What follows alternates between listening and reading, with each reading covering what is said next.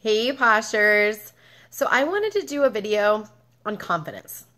It's something that many people struggle with and oftentimes don't really know how to build it in themselves or even building it in others or your team.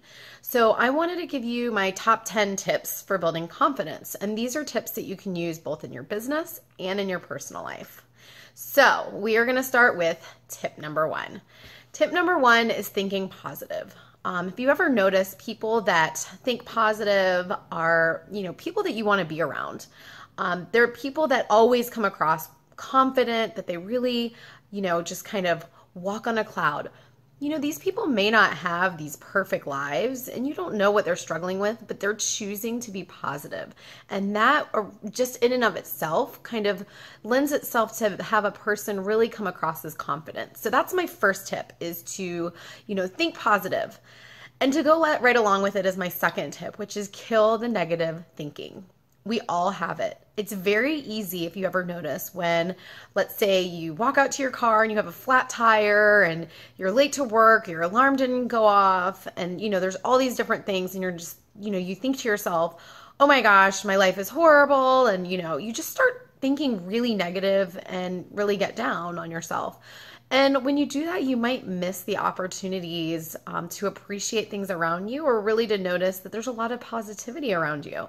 So when you harp on the negative, it just feeds your life and makes you really lose some of that self-confidence. So kill those negative thoughts. Next time you start thinking that way, just kind of try to be aware of it and start killing those negative thoughts with positivity, kind of going back to number one.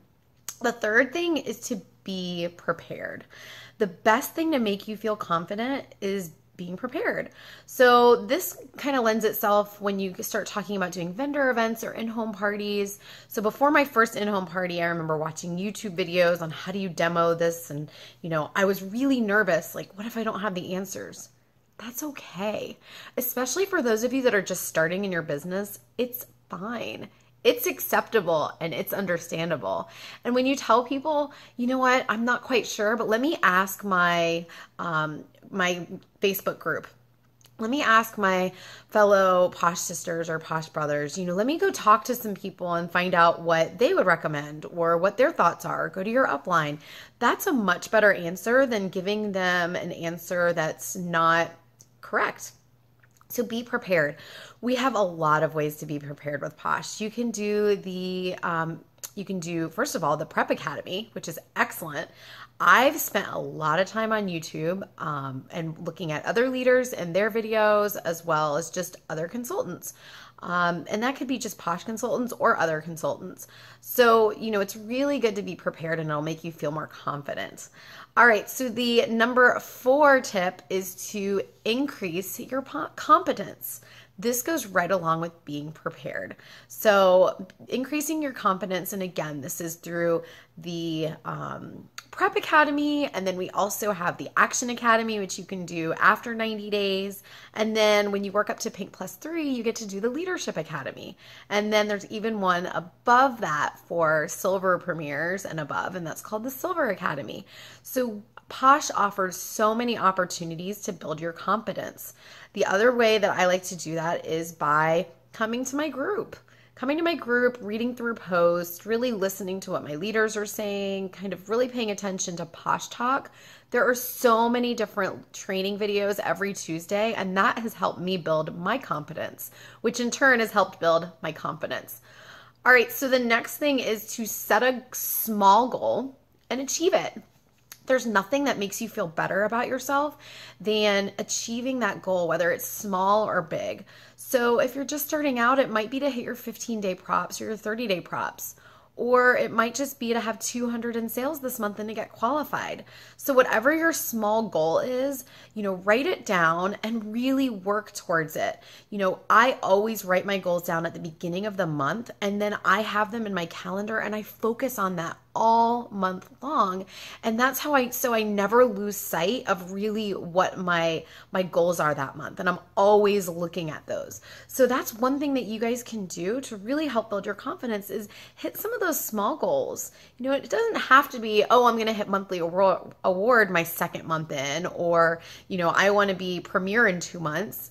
Make small, achievable goals and then build up from there. we all started with no one on our team. So you don't have to come out and have a goal of having 10 people on your team by the end of the first month. That's crazy. No one's going to do that.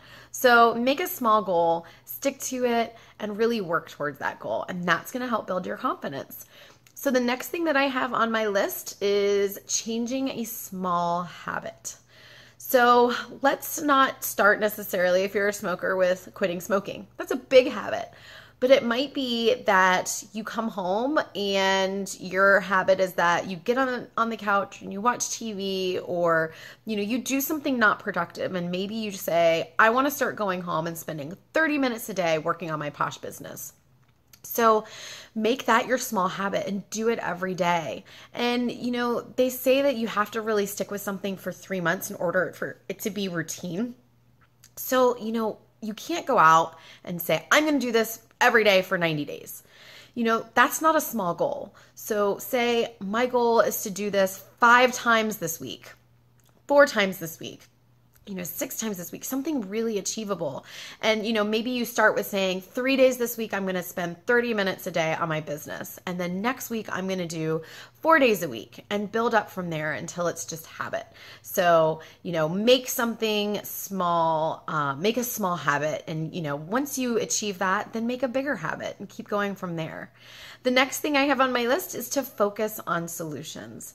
It is so easy for us to get caught up in being really frustrated, whether it's frustrated that, our splurge sold out in an hour, or